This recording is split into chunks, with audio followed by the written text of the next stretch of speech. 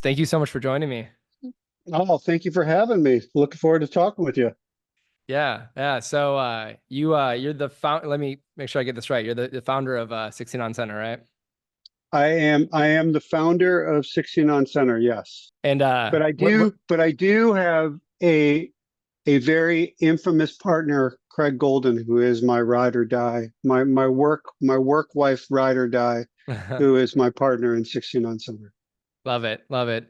When did this get started? That is a really good question. The bottle had been open for a while, and we had started doing stuff, and I'm sure we can talk about this later if you want to. We had started doing, um, we had this outside arm. So we had tried to delineate very early on. There were shows that happened inside the empty bottle, and then there were shows that happened outside of the bottle. So inside the bottle was promoted by the empty bottle, and outside was done by Empty Bottle Presents.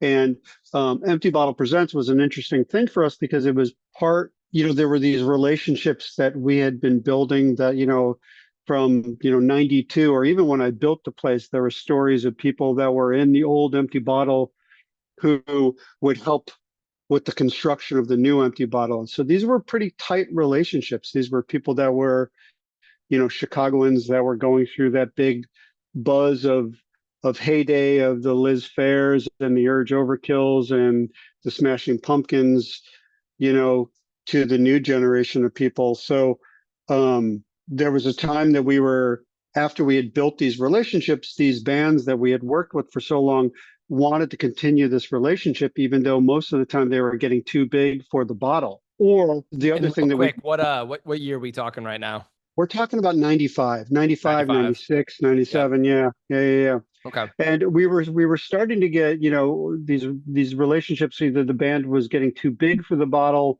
or they really were into like doing some sort of alternative plays. So they didn't want to do traditional club plays. So they would turn to us to come up with alternative stuff that we were doing. And there was a uh, there was a comedy club on Belmont and Broadway that was called the Lakeshore Theater.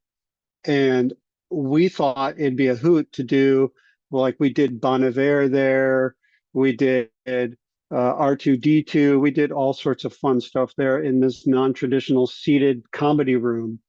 And the gentleman who owned the place was Craig Golden, my partner. So he kind of got a chance to see how we did business and the things that we did. And I found a willing participant and foil in any of the dumb ideas that we were coming up with. And he was like, yeah, that was a great idea. Or, oh, that sounds stupid. Let's do that. And Craig was not only a patron of the arts, but was um, a real estate guru, was really into the real estate market and had a bunch of properties.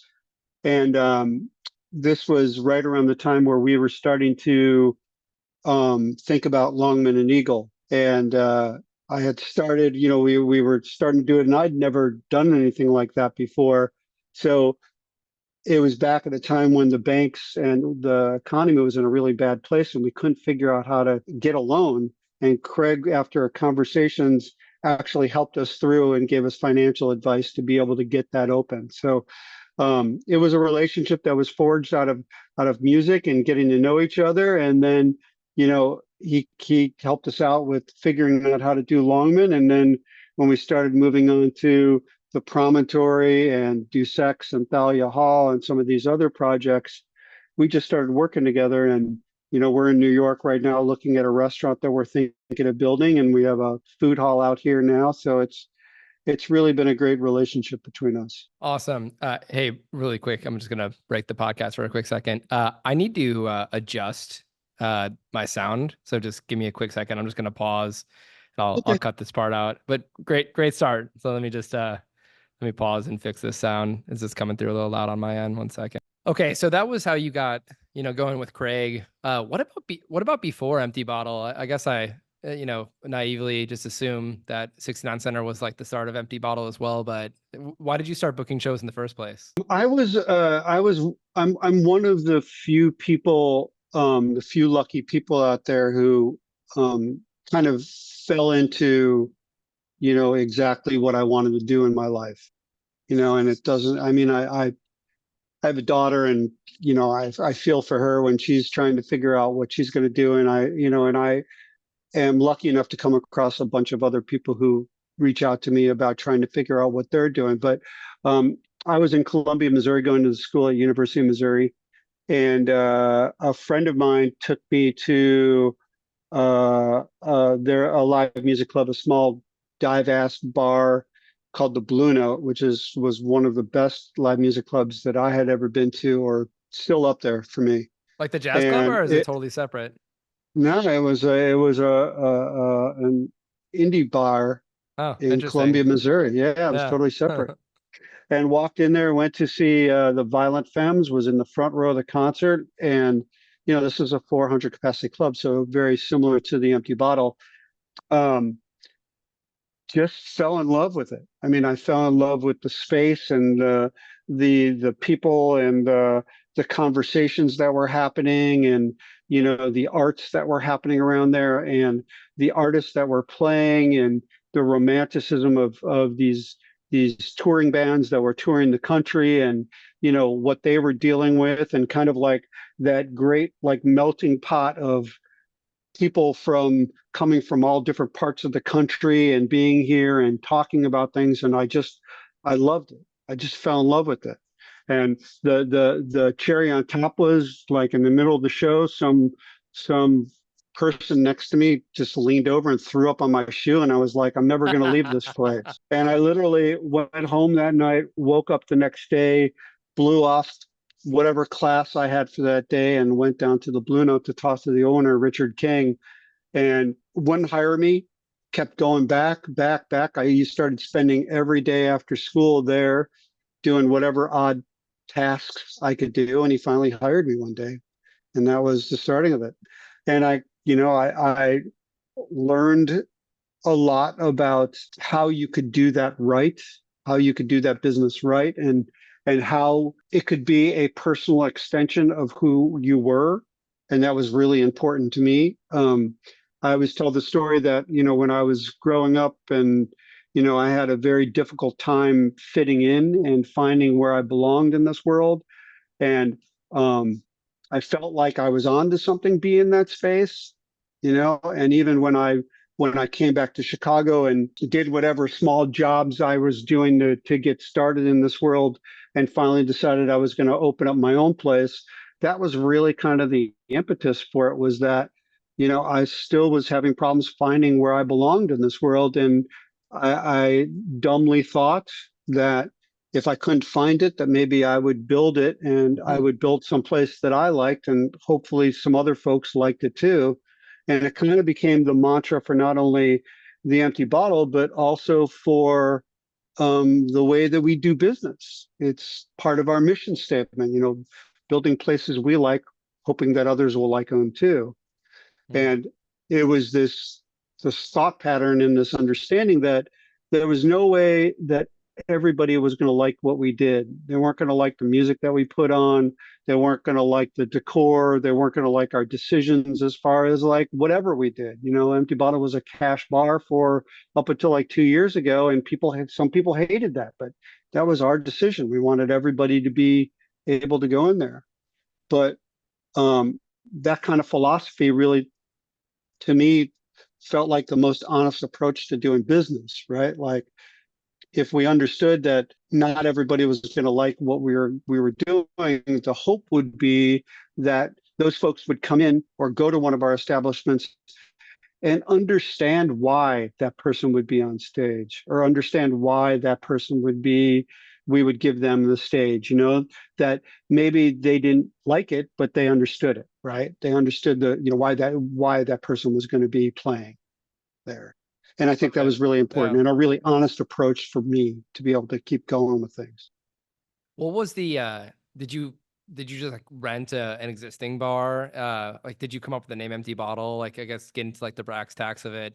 Was there an existing stage, or did you just you built it all? The first Empty Bottle was on Western and Walton, which was about 4 blocks away from the original, and it was just a bar. I was driving around, just bummed at what I was doing. I was working at Hyatt. I hated it. Working, running around the streets, as I did after work, I'd go out late at night, go see shows and whatever I was doing. But I was just driving around the city and driving down Western Avenue, and I saw this bar for rent, and I was like, fuck it, I'm going to do that. So I called the landlord the next day. I think I had like $900, $925, $24 in my account.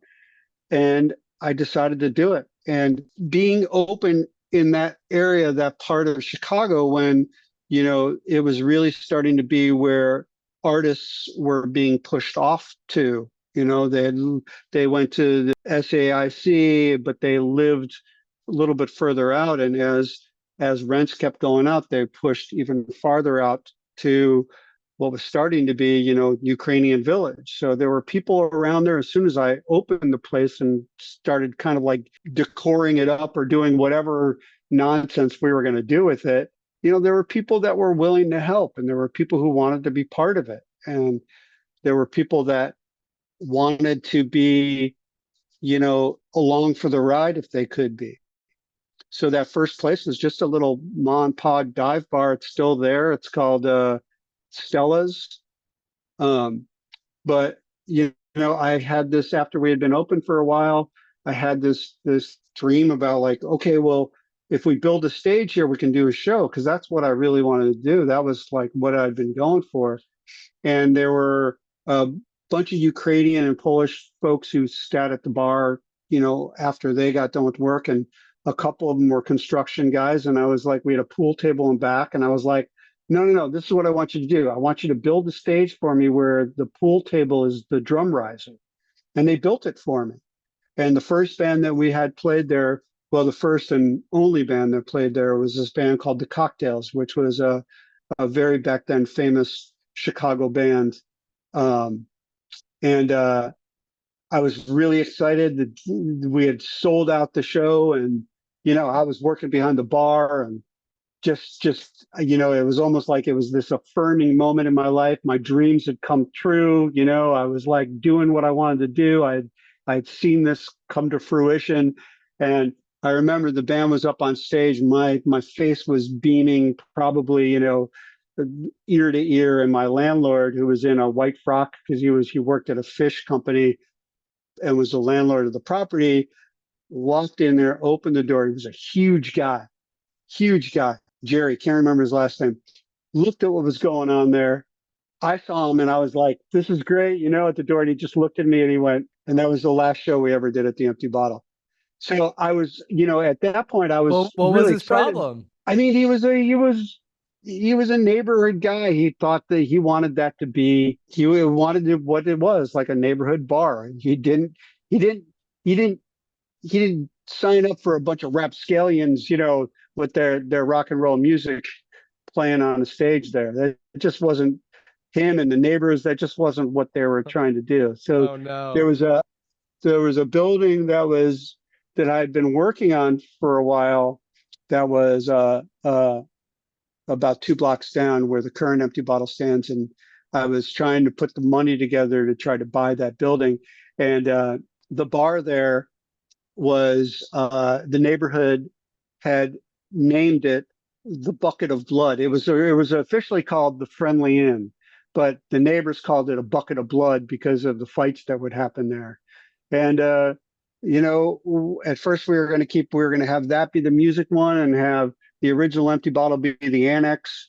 But since our landlord decided that that wasn't going to happen, we ended up putting all our time into the Empty Bottle and built where the Empty Bottle stands today. Amazing.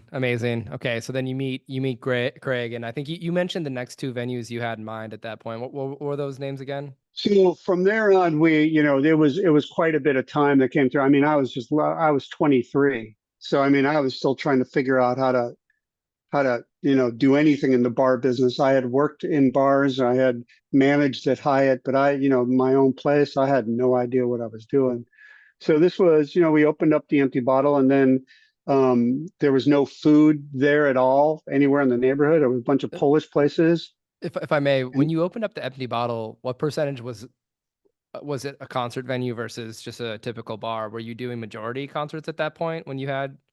Not The not new the one, original empty bottle, the new empty bottle. Yeah. we started off with a show on our opening night, which was October 31st. And the goal along the lines was to be a live music venue. And it's funny that you bring that up because one of the things that we were really into and wanted to be was we always wanted it to be a neighborhood bar.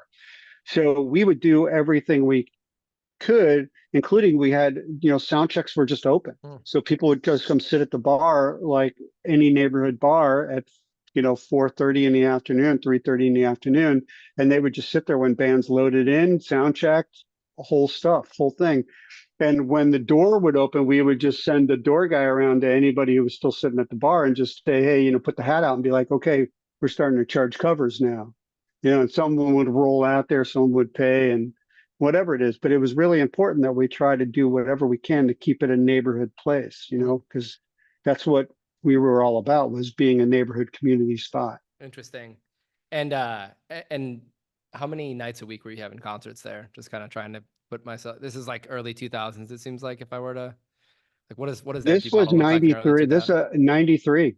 Oh, 93. Okay, got it. Yeah. So How many the days a first week were bottle you was open open? 92. We lasted just a little bit. 93 was the opening of the first empty bottle, and we were going. We had shows 6 or 7 nights a week. At that point, is it a lot of local bands? Are you starting to? Is it like? What does the industry look like at that time? Are you booking local bands? Is there regional talent coming around, national touring talent? Are you dealing with agents at that point? Obviously, it's not ancient history by any means. I'm not trying to date you or anything like that. But yeah, what does the industry look like in the mid 90s? Well, it was right during the time when, it was when Chicago had just gotten its first look from the industry, not to say its first look, but there was a period of the 90s when Chicago really kind of blew up for a little bit there. And it was around like Liz Phair and Urge Overkill and Smashing Pumpkins and or Veruca Salt. And, so there was a lot of stuff that was happening there. Hmm. And these folks, they would be the ones sitting at the bar, right? And there was a great musical community that was all part of that whole scene back then. And Chicago was attracting quite a bunch of people to be living in Chicago and wanting to be part of it. So there was a really, really vibrant music scene. And Chicago's always had an Awesome. amazingly vibrant scene, but this is really kind of like it started just kind of like, there were articles written about it. People were just coming to town. It was a pretty vibrant time for Chicago music, and it was really exciting. How And much was?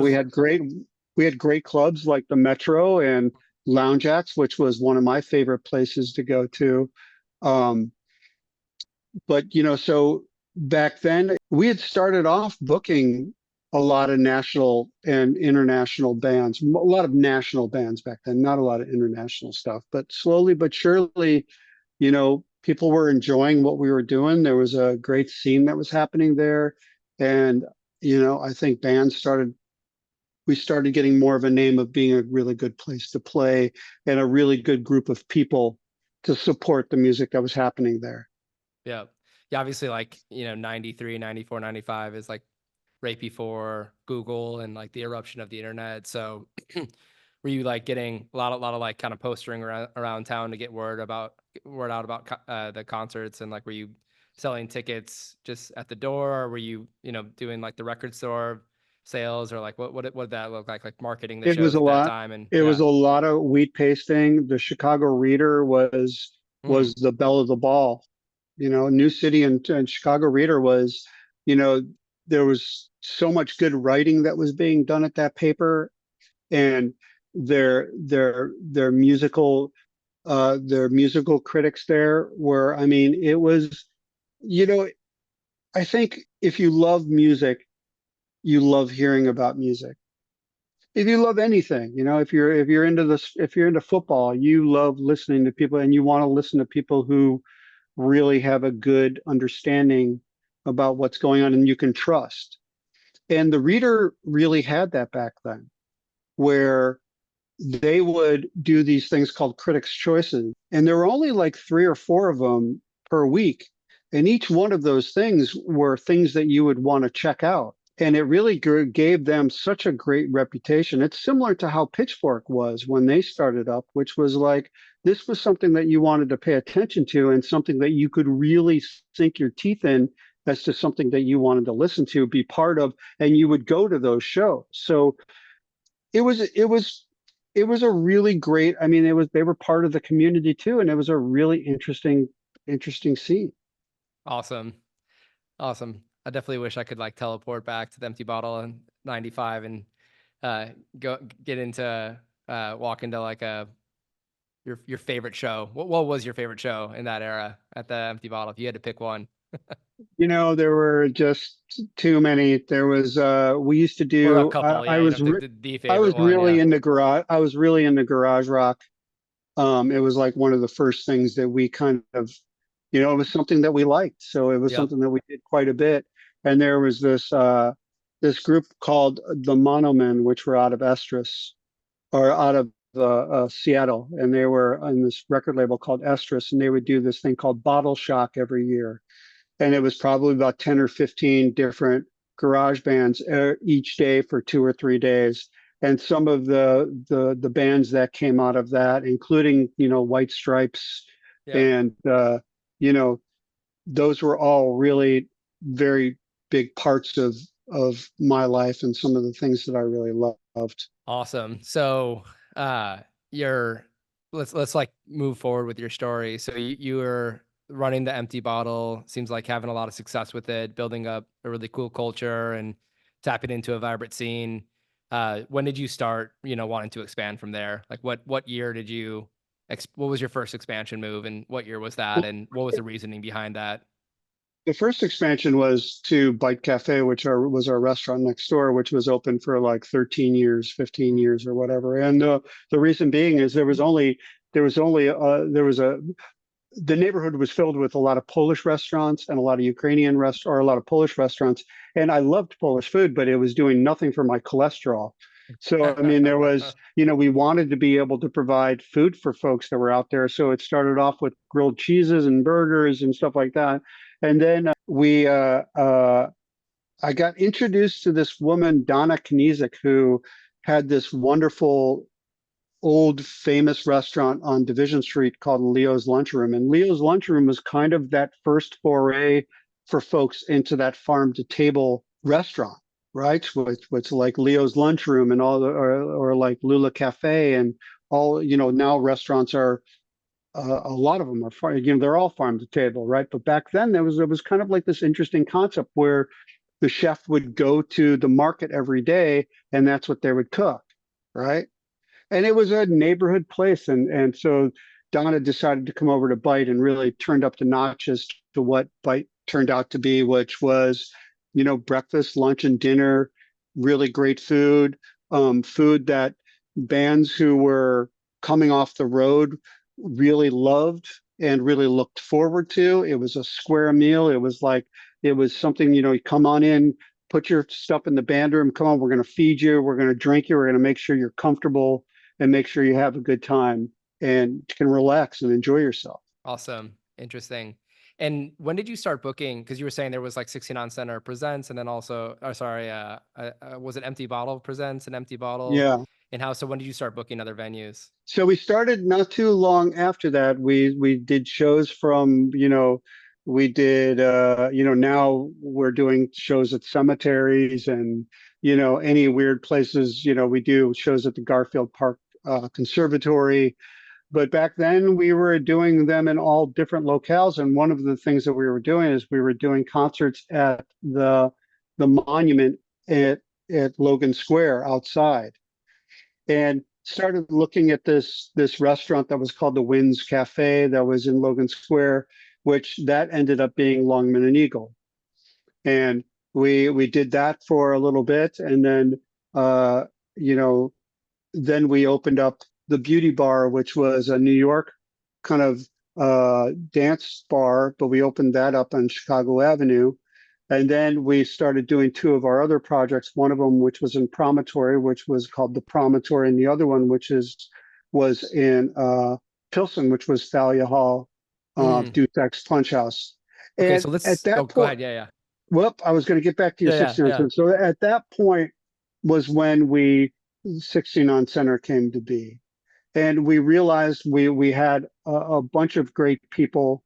We wanted to continue. We were we were really into trying to grow people, to have people be able to have a life and to have a sustainable job, that they could grow with. So Love that. 16 Yeah. on center, 16 on center was built to be able to have that kind of lifestyle for folks. And what year is that now? Where are we at now? We are at, let's see, Longman just turned 10. So that is like 2011, Okay. 2012. Got it. Got it. And okay, let's list you listed out some of the venues just briefly. Like let's just go down the list. So Thalia, what's the capacity there? 900. 900. And you said Eagles, right? And what's the capacity? No, so there's space. I always go north to south. Yeah, let's do that. Yeah, list them all out. Yeah, Okay. yeah. Yeah. So north of Evanston, you got space, right? Capacity is about 250, right? The bottle in Ukrainian Village, that's 400 capacity. You have Beauty Bar, which is 250. Then in Pilsen, you have uh, Thalia Hall, which is 900. You have Promontory, which is in Hyde Park, that's 600. And now you have the lovely Salt Shed sitting on the lovely Chicago River, which is 3,500 inside and 5,500 outside. And so Empty Bottle was 93. And was this kind of like every 5 years you expanded, or did any of them happen in the same year? Is it just kind of like progressive? Obviously, Salt Shed was Yeah, what, 20? That was 2022 or 21? yeah, Okay. 22, Yeah. So 22. yeah, how did you go from 1 to 7, and 400 capacity to roughly 4,000 capacity and changed all the venues? Yeah. Was it Well, progressive all at once, or yeah? no, I think my partner Craig has a saying that really is true about the way that you do things. Is like, we don't pick the projects pick us, right? I So love that. I I love that. remember the day that Yeah. he had some a real estate agent showed him Thalia Hall, and he called me from the stage at Thalia, and he goes, "Get your ass over here! I think I found our next project." And we walked in there, and he said, just turned to me, he goes, "I guess we're going to do this," you know. We, I don't know how familiar you are with Hyde Park, but Hyde Park, there's Yeah, a such a little bit. Yeah. really, just the musical heritage there is huge. And the ability to do a live music venue was something that we were really, really excited about. So all these projects, Thalia and Promontory were all happening around the same time. We thought Promontory would open first, and then we thought Thalia would come second, but Thalia opened first and Promontory. So, I mean, they all have a life of their own, and they kind of decide when you're going to do them and when they're going to finish and when they're going to open. Yep. There's really so many questions to ask about, how you're running these. I think I said seven. I believe it's 6 venues. Is that right? 6 total? Yeah, but we have two outside arms out of space and Empty Mhm. Bottle Presents, which are extremely active and do some of our biggest shows. Yep. Yep. I mean, that is a lot, yeah, to grasp, and I can't wait to dig in more and more. Before I jump into, how you run a successful org and like what your ethos are with that, one question that's popping up to me is just how the times have changed in regards to like maintaining a physical space, and not to be negative, but the shrinking margins and inflation, costs going up. Obviously, in 1995, I would imagine your lease and you have a venue that was there in 93 and it's still there now. A big kind of sandwich of a question, but how has it changed from 93 to now, maintaining something like the Empty Bottle? It's very inspiring to see you continuing to start new venues. I think, some people might have the perception now that, the costs are just going up so much that it's not the same thing starting a venue in 1993 that it is now, but you're a beacon of hope over here, continuing, still maintaining your venue and perhaps the same lease from 1993. I'm sure the lease has changed over time. But yeah, what's your perception of like how things have changed over the years, and what was it like in 93? What is it like now? How do you continue to evolve to survive in this new kind of, you know, yeah, Well, era where I things don't cost what know. they do? I don't know. I do know with some sincerity, some certainty that if I didn't own the building that the Empty Bottle is still in, that we would still be there. It's just impossible Mm. because, when you rent a space, you're basically two competing businesses that have different goals, So do you own right? all of your properties? Is that a key for your company? Is that We a own must? we own 95% of our Oh, wow. businesses. Wow. Yeah. Yeah. I mean, because the ones that we have always had problems with were the ones that we don't own. Yep. And And back I in, was yeah. Oh, please go ahead. No, I mean, I tell the story about, like, at the Empty Bottle, we've changed bathroom locations 5 times. We've knocked down walls that any structural engineer would have quit over.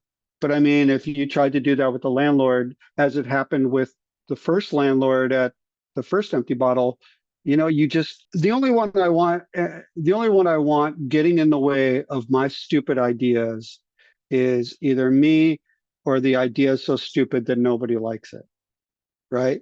I don't want to get stopped by somebody else having reins over my business, right? It just wasn't what I signed up for. I believe in myself sometimes to a fault, right? But to be able to do those things that I believe strongly in, I'd rather, and I know that Craig and I are akin on this, is that we both like to be kind of masters of our own domain. That's really interesting. So owning the building, and the second empty bottle you bought immediately, was that the case? Got it. Yeah. Got it. There's a lot of venues that didn't take that route, and they've changed hands. They've, gotten wiped out by a real estate project or something. So that I would you dare to say that that's advice for anyone looking to get into this, if at all possible, to own your own space? Like Yeah, I today, mean, do you think that's, yeah. I mean, 190%. But I mean, I also understand that, that's a limitation, right? Right. Yeah. It's unfortunately, you can't, it takes money that you sometimes don't have. So I understand that there's many different paths that you can take to it. But I would say that if you're creating a path for yourself, that's not a bad goal to try to structure your growth towards, right? Like, I might not own this now, but if I'm going to lease something, I want to have a lease. I want to have a lease to own option. I want to have a right of first refusal if they sell the property, to at least give yourself the ability to control your destiny to a certain extent. So obviously, controlling, taxes go up over time. But owning your own A building, lot. yeah, yeah. Well, not only taxes, like there's, the cost of goods have gone up. The, permitting, talent has gone up. The deals have changed quite a bit. Mhm. Like, would you say that Empty Bottle was just generally more of a cash cow in the early 90s? Is it still, a very profitable business? And like or in you expanding, is that the way that you've made that work? And is there, kind of loss leaders in your venue portfolio? And you're able to have loss leaders for larger venues, or do you try to be profitable with all of your venues? That was a big question. So why don't we just start with, like, how have margins gone from 1993 to 2023 or 24 now, almost 25, with specifically Empty Bottle, and then maybe we start talking about how that fits into the rest of your portfolio. Yeah, I will tell you that the Empty Bottle was not a cash cow. It's a cash kitty. Fair enough. It Fair it enough. it it makes enough so that there are some people there that we can pay a good wage, that people can try to buy houses and try to do stuff that they want to grow up. I mean, I think that's really important for longevity, is to at least try to do that. But unfortunately, the limitations of a business, like Empty Bottle is 300, 350, 400 capacity place. So there's only a limited amount of people that you can put into it, right? Yeah. So your revenue that you take home on a nightly, or at the door, is very limited. So it limits the amount of money you can spend on talent, but it also unfortunately limits the amount of money you can pay people, right? And keep the doors open. So that's an understanding that, and it's sad sometimes when you have somebody that's been with you for a really long time, or that you know that you're never going to be able to keep there for a long time because of how talented they are. And you just hope that they believe in the place and want to stay there, and you try to do different things to try to keep them not only financially growing but also intellectually growing from a work life perspective. But it's hard. I mean, people deserve as much money as they can make, and bands and artists deserve to get paid. And but I think it's also important to remember that venues have to continue to figure ways to keep their doors open so that they can continue to host, the music that's so important to us. Is how many people work at 69 Center, and is attracting and retaining top talent a priority for you, and how do you go about doing that? I mean, you started touching base on that, roughly now, but let's address it directly. Yeah, how many folks do you have? I mean, throughout all of our throughout 16 on Center land, and that means the individual outlets, from Salt Shed to Money Gun to the food halls to out here. We have close to over 600 people that work for us, right? But for 16 on Center, it's just a small group that actually work for 16 on Center. Yep. But we all work collectively for the same team, if that makes sense. Yeah, yeah. So the 600 includes bar staff, security, box office, all of that. What Yeah. about in the actual operation, What do you mean? like marketing, booking? Yeah.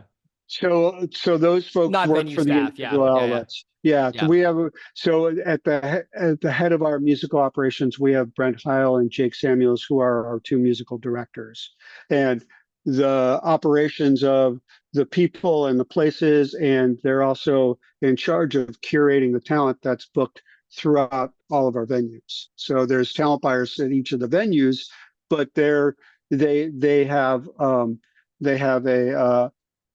arm to lean on with Brent and Jake to be able to kind of figure stuff out. Awesome. How much do you? Here's a curious question. How much are you involved in like the actual programming today, versus like the operations of the business, and how has that evolved over time? Did you start more? Were you booking yourself at first, and eventually kind of got more into the operations, or yeah, what's your balance today? Where did it start, and what's your balance today? I mean, I was the first talent buyer. So when the Empty Bottle opened, that was me booking the place, and I loved it. I loved everything about being the talent buyer.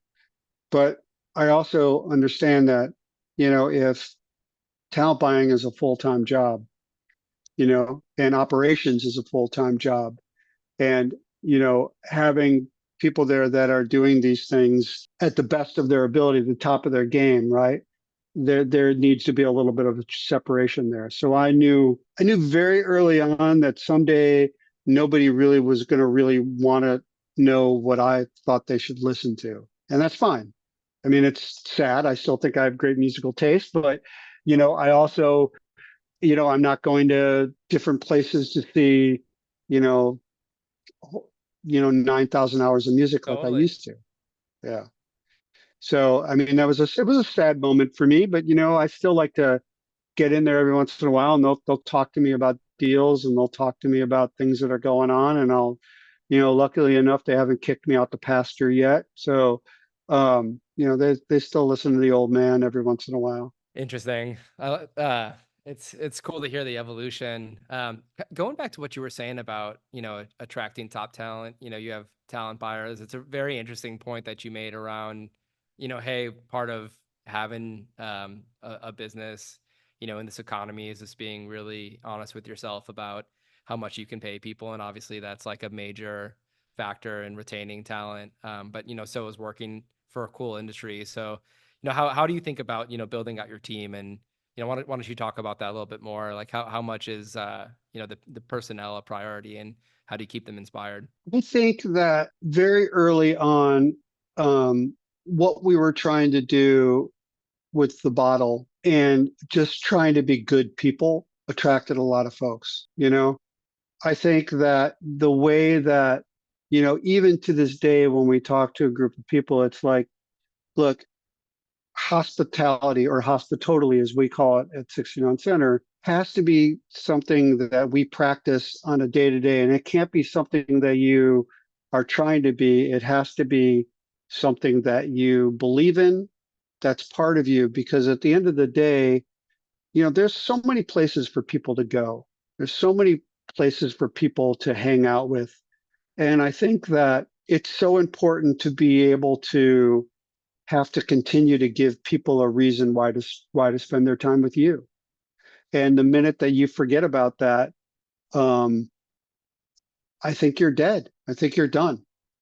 And it's something that we focus a lot of attention to. And I think that, along with the fact of life's too short to work with people who suck, right? I mean, we do a lot of leadership training, we do a lot of classes, we try to learn as much as we can, we try to be as best of a company as we can, and we fail miserably most of the time. But I think people respect that. And I think if you give people an honest reason to do something, they'll lie down for, they'll lay down for you if they have to, right? And I think that's important. So it's hard to have great people and then let somebody who sucks in the door, because it brings everybody else down, right? So I think I get it. Yeah. these are things that are really important, that in the cornerstone of like how we do things. Interesting. Well, I think a big question that I have is just to talk about, the forming of Salt Shed in particular, which is obviously a massive project. And I haven't been myself, but many people on my team have gone. And just the word I on the don't know. street Should is I hang just, up now that you haven't been there? I'm Man, sorry. brutal. I will get there. I will get there. Yeah. I'll just lay out the two kids excuse and being out here in Texas. Yep. Yep. Yep. But Yep. I've heard amazing things. Tell me about the venue. How did it come about?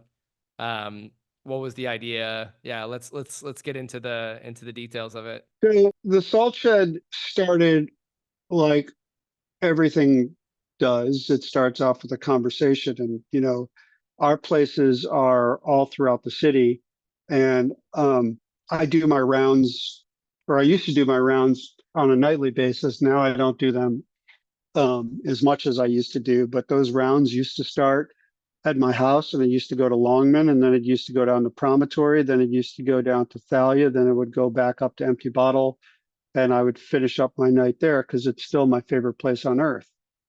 But when I would be driving around, you would constantly be passing the Morton Salt facility. And, that facility is geographically has always served as kind of a landmark when I was a kid growing up in the northern suburbs. When you would go downtown, you would make this final turn on the highway and you would pass the Morton Salt facility with the huge sign and the girl in the umbrella. And it was kind of like that knowledge that you were about to go downtown and you were about to do something fun. And when we in a more grown up time, this was kind of how you told people where you were, right? That was one of the Chicago landmarks. Oh, I'm passing the salt, the Morton Salt. I should be there in probably about 10 or 15 minutes. So conversation started off with going, man, I wonder what's inside that place, because it had been dormant for a while. To, I wonder if we could get in there. To, man, I wonder if we could do shows in there. And it was a deal that we had tried to figure out how to do many times, and I think like 5 or 6 times. What year is Um, that, by the way? When did you first say, I wonder if we could do shows there? Because it launched in 22. So when was the this first might have time? been this might have been in the 17, 18s, 16s. Okay. Yeah.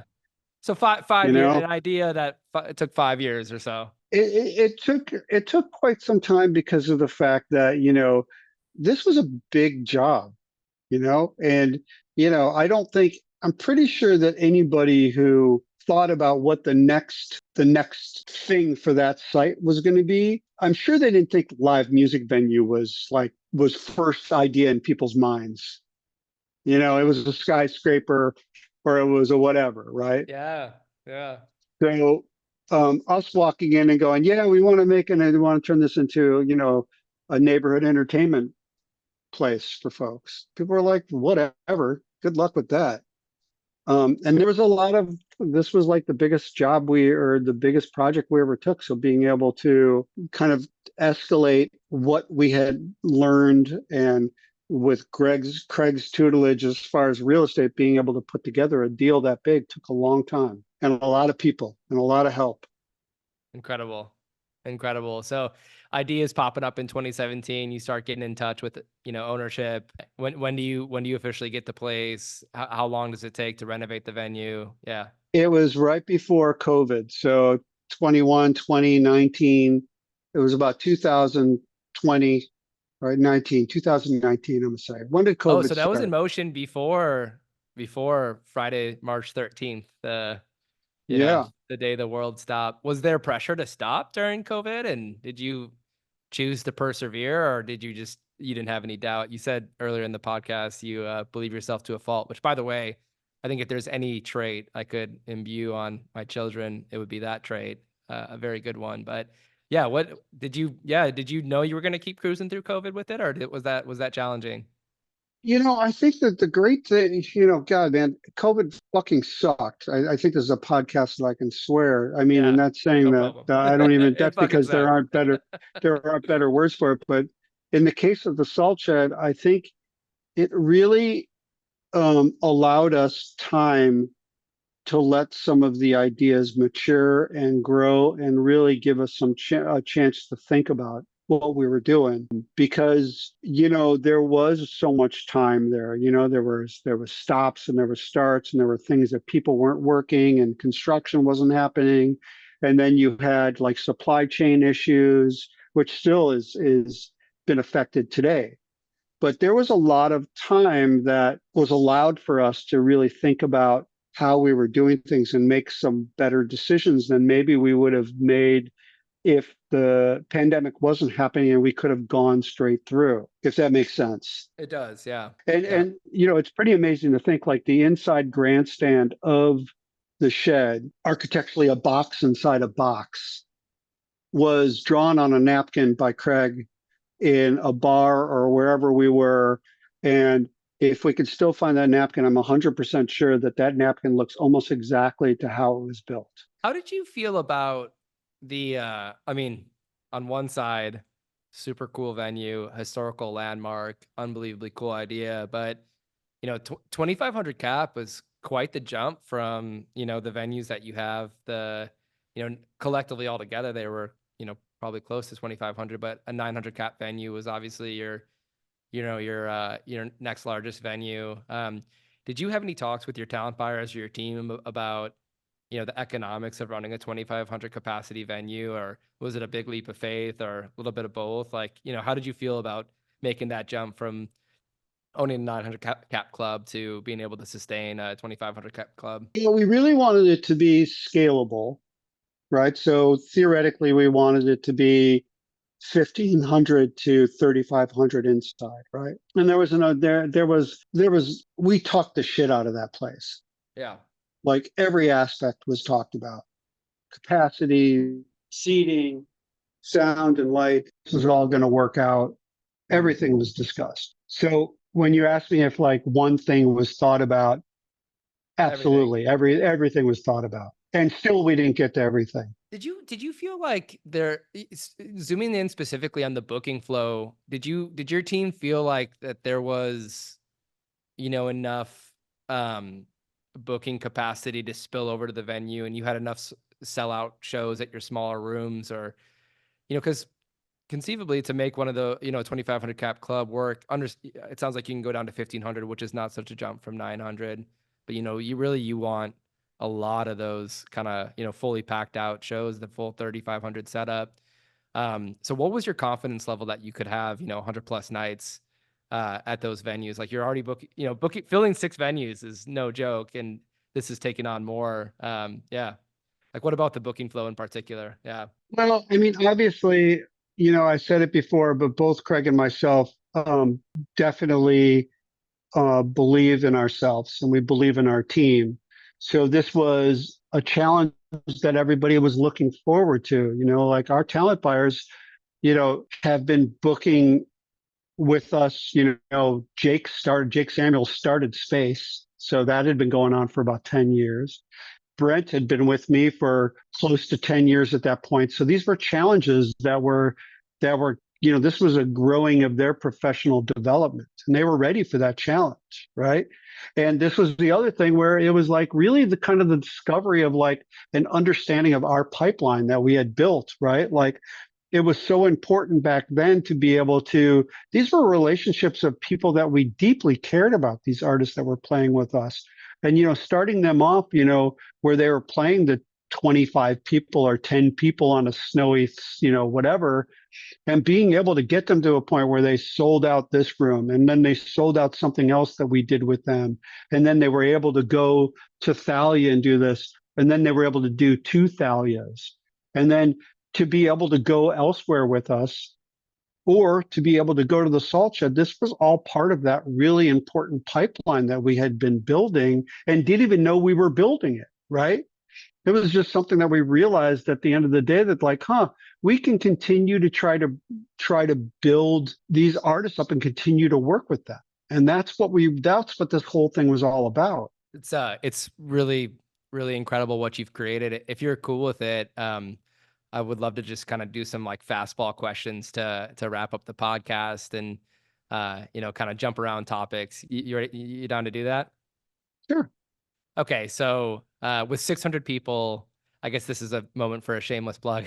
With 600 people, 6 venues, how important is it to like have your technology right? Obviously we're deeply appreciative to have you guys as a customer.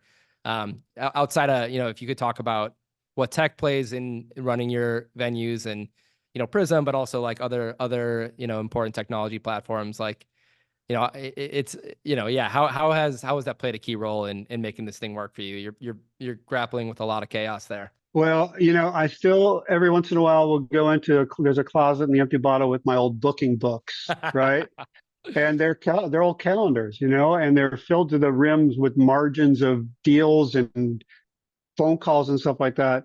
But when it started getting to have 2 or 3 venues, and you're having so many different people communicate with each other, that's when something like Prism came in to be able to help us kind of be able to be coordinated and to be able to be organized. I mean, that's we're not only talking about our lives, but we're talking about the lives of our employees being able to work when they're supposed to be able to work, and artists be able to, be able to continue to build this respect for the people that we're working with, to be able to continue building them up through our pipeline. So tools like that, and different types of, we really looked as what our accountant or our CFO termed the tech stack, to be able to really kind of understand how we could get everything to work together so that it wasn't individual things being manually inputted, because,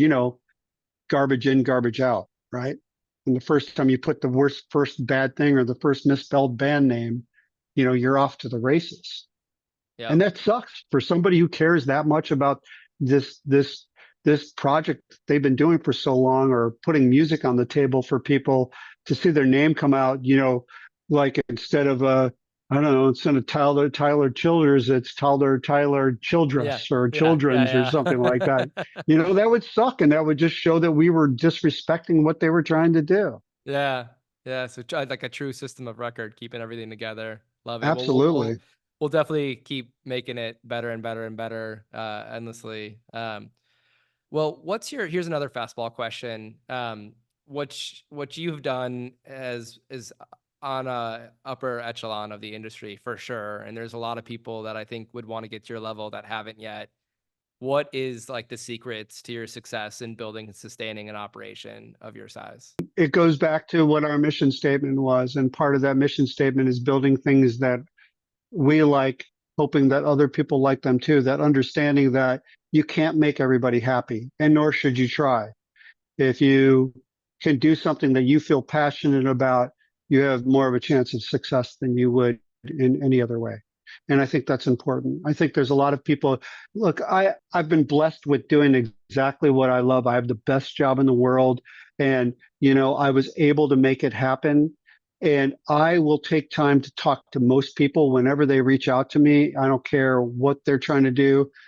As long as they're respectful about it, I will give you time. And that question is really first and foremost is just like, look, I want to get into this business, or I want to do this. How do I do this? How did you do this?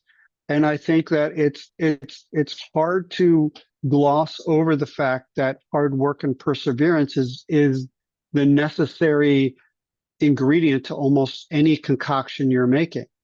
But you also have to be really true to yourself and be able to do something that that you want to do, that you like, and that you want to be part of. Because if you make that misadjustment, if you make that that failure to recognize that, you're doomed for failure before you even start it. I love that. I love that answer. Going back to your roots and, really building this up. I mean, let's not also forget too that, this you've been fighting the good fight for, going on. If you go to 93 till now, you're hitting 30 years now Yeah. with Empty Bottle and 16 on Center. Empty So Bottle will be 33 years old in next year. yeah, that's incredible. These things aren't built overnight. Long story short. I absolutely love that answer though. That's fantastic. How has the Chicago music scene changed? God, we're going through this phase again where we've got so many talented new projects that Awesome. are happening in the city, which is really great. I'm really sensitive about the brain drain of, people coming here because, rent is cheap and it's relatively, the cost of living is relatively okay. And you have a really good community here. And then they make it big and they go New York or LA or California, try it out there for a little bit and then end up coming back sometimes. I wish there was more of a way to keep people or to have people feel that their career could keep growing being in Chicago. If there was one thing that I would really like the music scene and collective to try to figure out how that could happen. Here's another fastball question. Obviously, you've built a great organization and you're independent. It's hard out there for independents. Um, what's it like, being independent? Why haven't you gone the other route? Have you had the opportunity to go the other route? Go back to the idea of owning your own things versus having a landlord. And that's why I'm independent. Enough said. Yeah. Yeah. I consider myself the most unhireable person in the world. So I think when you ask me if anybody's ever really taken a shot at us as far as like buying us or whatever, I kind of go back to that. Craig and I are probably two of the most unhireable people in the world. And just leaning in on that. I love it. I love it. Yeah. Okay, so here's Two another pains one. in the asses. Yeah. Obviously, you've seen this beautiful arc of beautiful, interesting, many words for it, the arc of the music industry over the last 30 years. Obviously, one of those things where, Live Nation growing up, buying Ticketmaster, AEG, Access, the DOJ lawsuit back when Live Nation and Ticketmaster formed. It seems like recently there's been, a revisiting of that and a questioning of, is there a monopoly? Is there things, unfairly wrapped up? And there's a lawsuit that's frankly a little bit ambiguous and hard to fully understand. This is a red hot topic. A lot of people don't want to touch it. Would you like to touch it? Any comments on it? And you didn't even ask me a question. Well, do you see? Yeah, yeah. I guess I didn't. Yeah. What do you think about the DOJ lawsuit? Do you think it has any steam? Do you see a future where Ticketmaster and Live Nation split up? There you go. There's turning my hurricane of words into a Do I question. think that there's a chance that they could split up? Do I think the DOJ could potentially make them split up? Sure. I think it's going to be a tough one, but I think there's a possibility.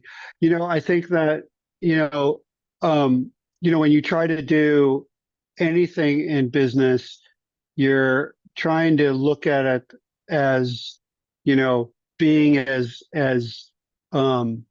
calculated and kind of tight with the operations that you do I can't think of the business term right now, but um, it makes perfect sense for somebody to want to own the ticketing and the booking and the venues and kind of own it. It makes perfect sense, right? Is it fair?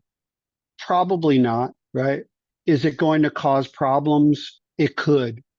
There's a lot of potential issues that it could raise if it was allowed to go unchecked. I'm not saying that anybody is unscrupulous or are or is or bad or good or whatever. What I'm saying is that the opportunity would be there if it goes unchecked. And I think we got to be careful about it. I think there's a lot, the independent promoters, the independent artists, the independent folks out there that are doing their thing, that's part of the reason why creativity has been born in this country, right? Yeah, the individual peoples that are entrepreneurs or do, you know, in any type of field that are doing things. And if you take that away, I think it takes that ingenuity that we know and love about ourselves as a community and as a people. Very, very, very interesting answer. And there's like so much more we could dive deep in. And I appreciate your authenticity and being willing to talk about it. I think that's probably enough said on that topic. Let's transition to your plans for the future. What's beyond the Salt Shed? Is there a 5,000 cap venue in the future? Is there 10,000 cap? Are you kind of happy with where you're at? Like, what's your plan for the business in general? One of the reasons that we're not a publicly traded company or don't have investors and are self-funded, and unfortunately, I know that it certainly is frustrating to some of the people that work for us when they ask about our growth plan and stuff like that. But to be honest with you, we just don't have one.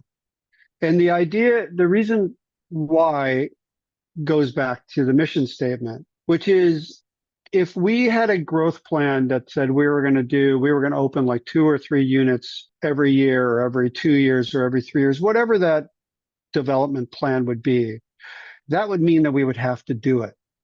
And that would also mean that we would have to take projects that we didn't believe in 100%. There's no way. So instead, we do the projects when we want to do the projects and we feel passionate about them, right?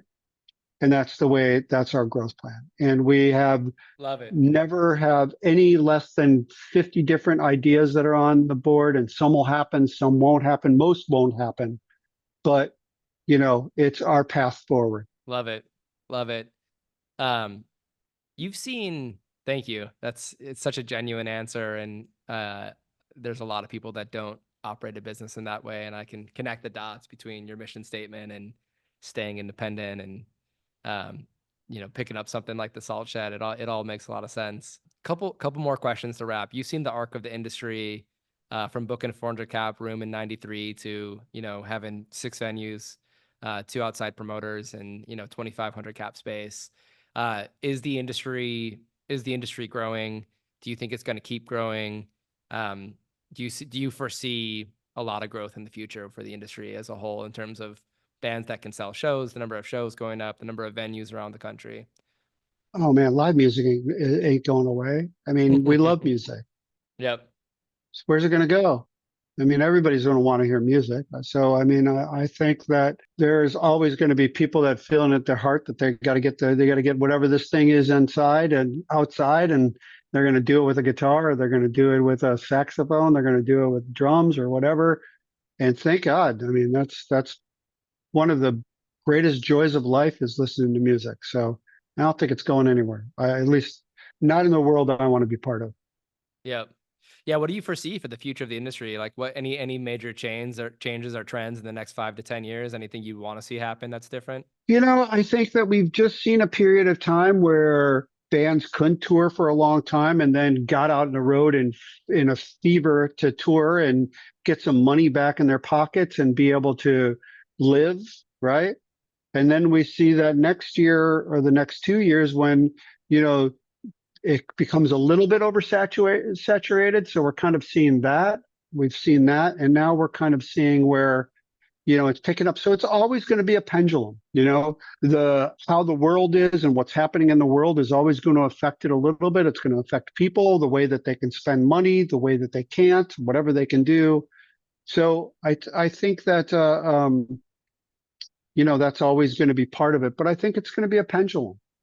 But I don't think live music. No one's ever going to not want to go into a Red Rocks or For sure. your little mom and pop dive bar and go see a band that they want to see.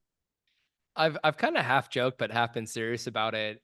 The live music may be one of the biggest industries in the next 10 years. Like if all of these prophecies around AI is real and displacement of jobs and stuff, like and the digital age is getting more and more compelling. Like I think the music industry is anti-fragile to the advancement of the digital industry, and the more it's compelling to the better and better TVs and the signal gets, the more people will really desire and need and want the real experience. Yeah, yeah.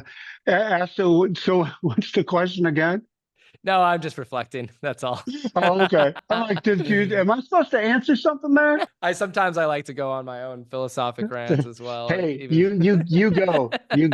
well, hey, this has been a real pleasure. I mean, it's amazing. I was telling you before the call that I grew up in Wisconsin, and I love Chicago, so I really appreciate what you're doing for the city. I appreciate what you're doing, for the music industry. It's inspiring. It's interesting. It's kudos to you, what you and your team are doing, and I really appreciate you taking the time today. Oh, my pleasure. And thanks so much for being interested. I'll talk all day long if you have me. All right, and I this is my promise that next time I'm home visiting mom and dad, I'm gonna look up the Salt Shed schedule and You, make it you let me out. know, and I'll make sure you have the night to remember. Okay, sounds good. All right, thank you, Bruce. Wasting hours, flowers.